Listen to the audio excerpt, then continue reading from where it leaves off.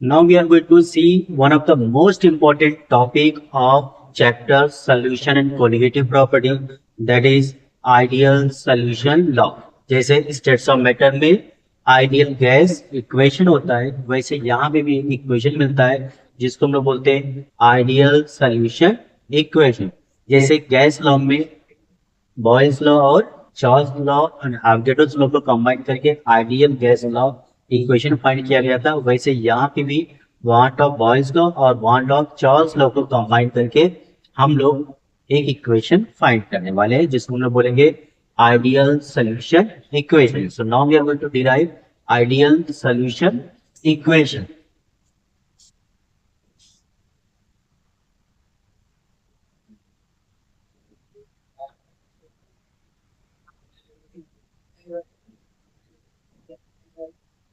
Now, if you have to consider according to want of Boyle's law, so we find that कि जो osmotic pressure होता है it is directly proportional to किसके होता है, C के होता है। कभी एट कांस्टेंट टी पर टेम्परेचर क्या हो, कांस्टेंट होता है। इसको हम लोग दे देते हैं equation number 1। Now second point, according to want of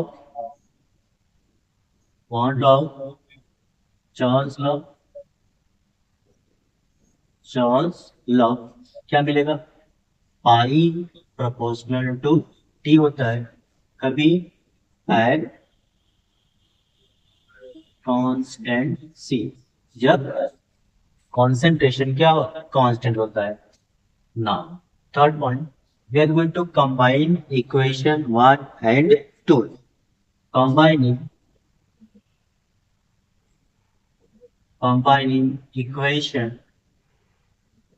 equation 1 and 2, we get what we get, pi proportional to c to t।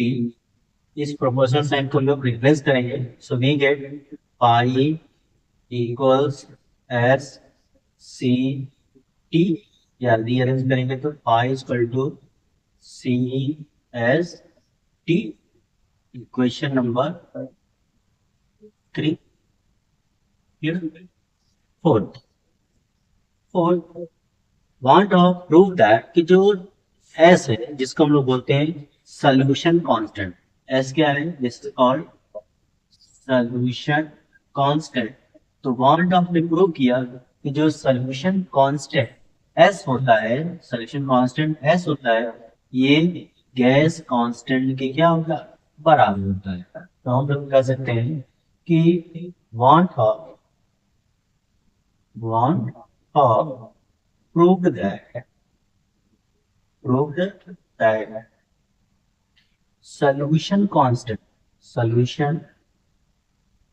constant S is equal to gas constant, जिसको किसी लेते हैं R से लेते हैं। So therefore we get pi equal to C R T। Equation number 4। हम जानते हैं कि जो C होता है वो किसके बराबर होता है, N by V के। So therefore pi equal to N by V, और यहाँ पे सॉल्व किया N2 by V R T। Equation number 5।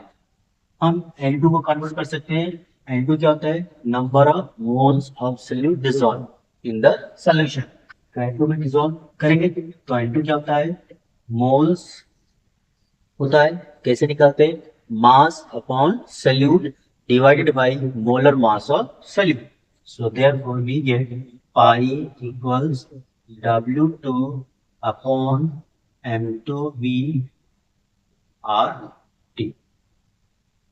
These are the various equation for ideal solution equation. Now, अगर मैं इन सभी इक्वेशन में इंट्रोड्यूस कर दूं किसको, वांट ऑफ फैक्टर को, तो वांट ऑफ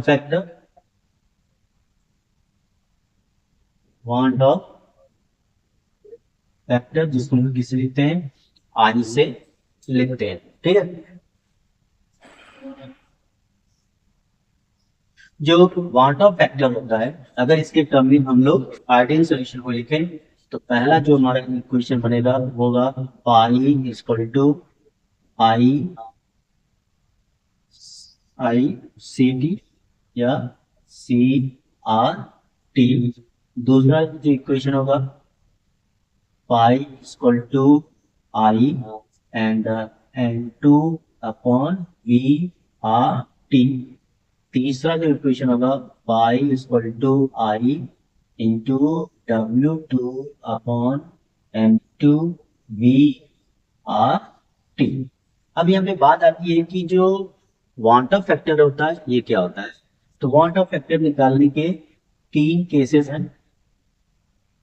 केस वन, अगर मेरे पास कोई नॉन इलेक्ट्रोलाइट, चाहे नॉन इलेक्ट्रोलाइट जिसको नॉन इलेक्ट्रोलाइट होता है, इसके लिए अगर हम लोग आई की वैल्यू निकालते हैं, वांट ऑफ फैक्टर की वैल्यू निकालते हैं तो कितना होता है 1। एग्जाम्पल अगर इसका देखेंगे, जैसे ग्लूकोज हो गया, क्या हो गया, ग्लूकोज हो गया, यूरिया क्या हो गया, ग्लूकोज और यूरिया एक नॉन इलेक्ट्रोलाइट है, इसके लिए वांट ऑफ फैक्टर की वैल्यू क्या होती है 1। बट दूसरा जो केस है, ठीक है, केस टू में जो इलेक्ट्रोलाइट्स होते हैं, इलेक्ट्रोलाइट्स, इनके लिए वांट ऑफ फैक्टर की जो वैल्यू होती है ये इलेक्ट्रोलाइट्स पे डिपेंड करता है। जैसे मैं एक सिंपल सा इलेक्ट्रोलाइट है NaCl, अगर मैं इसका डिसोसिएशन लिखूंगा तो ये आएगा Na प्लस और Cl माइनस, तो इसके लिए जो I की वैल्यू होगी वो 2।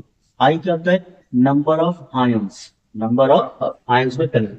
जैसे दूसरा इलेक्ट्रोलाइट है CaF2, इसका डिसोसिएशन लिखूंगा तो आएगा Ca2 प्लस 2F माइनस, इसके लिए I की वैल्यू कितनी हो जाएगी 3। और केस थ्री में क्या है कि अगर परसेंटेज अल्फा दिया हुआ है, परसेंटेज डिसोसिएशन दिया हुआ है, तो उस केस में आई की जो वैल्यू होती है वो कैसे निकलती है, I equal to 1 plus n dash minus 1 alpha से हम लोग क्या करते हैं, वैल्यू फाइंड करते हैं।